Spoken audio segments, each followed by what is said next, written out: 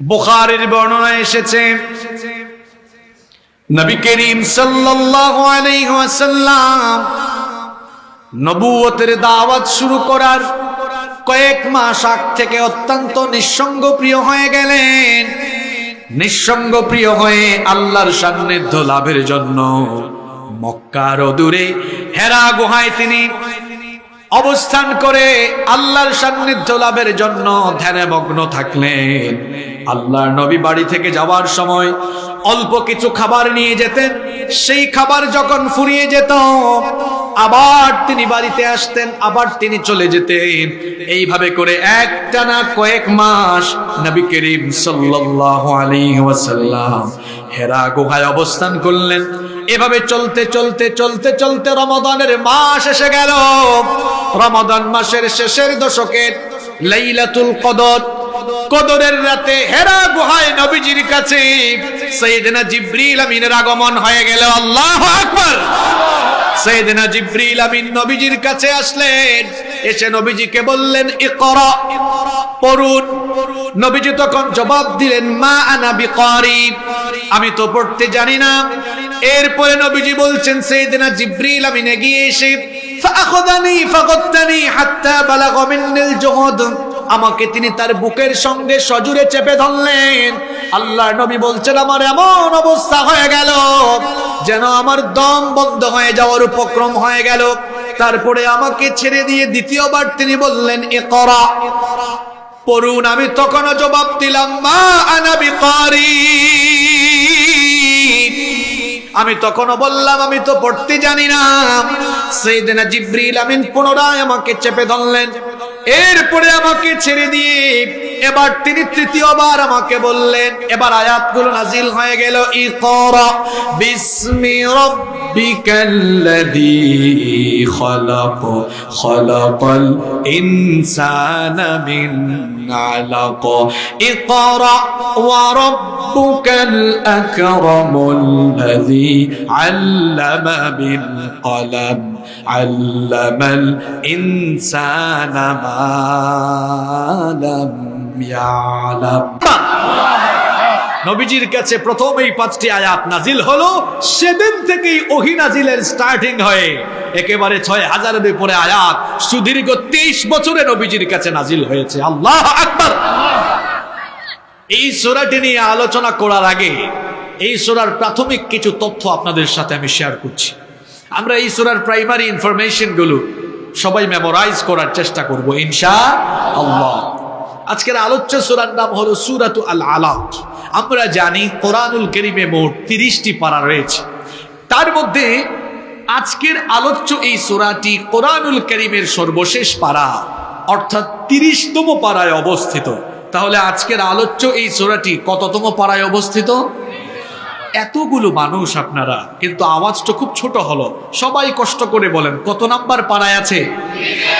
কোরআনুল কারীমে মোট 114টি সূরা রয়েছে। তার মধ্যে আজকের আলোচ্য এই সূরার সিরিয়াল নাম্বার হলো 96, 96 নাম্বার সূরা। কোরআনুল কারীমের সূরাগুলো দুই ভাগে বিভক্ত। কিছু সূরা হচ্ছে মাক্কি, কিছু সূরা হচ্ছে মাদানী। যে সূরাগুলো নবীজির কাছে মক্কায় নাজিল হয়েছে সেগুলোকে বলা হয় মাক্কি সূরা। যেগুলো নবীজির কাছে মদিনায় নাজিল হয়েছে সেগুলোকে বলা হয় মাদানী সূরা।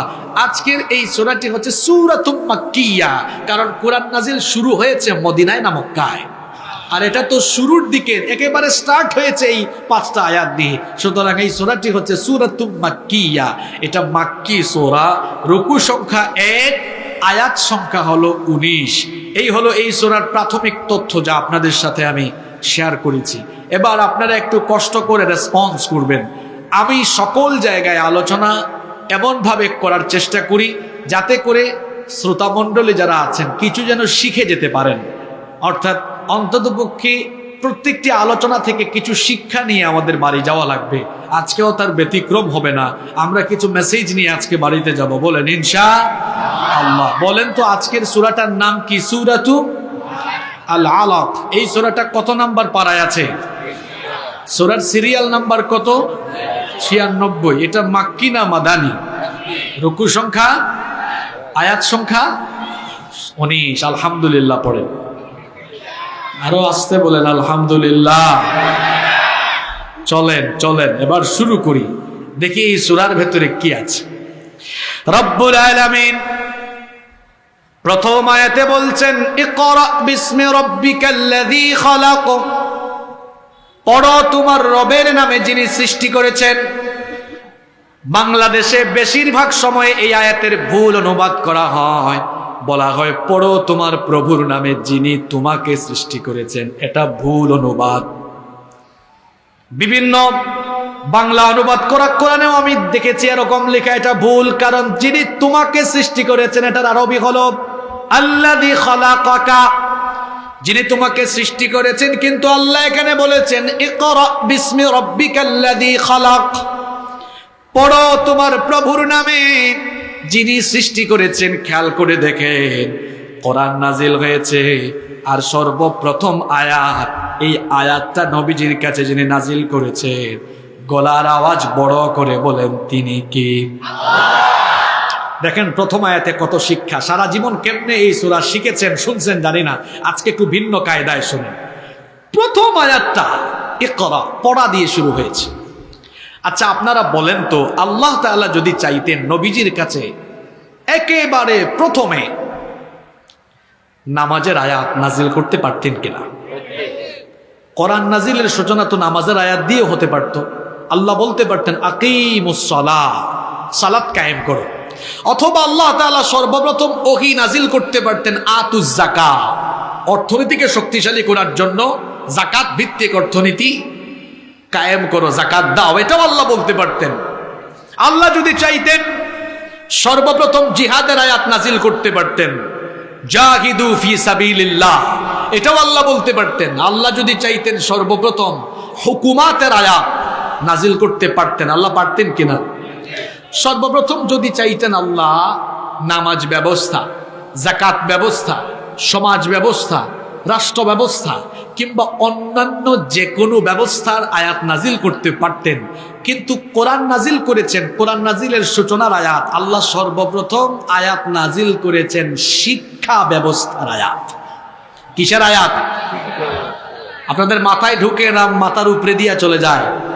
ইকরা, সর্বপ্রথম পড়ার কথা বলা হয়েছে, সর্বপ্রথম শিক্ষা ব্যবস্থার আয়াত নাজিল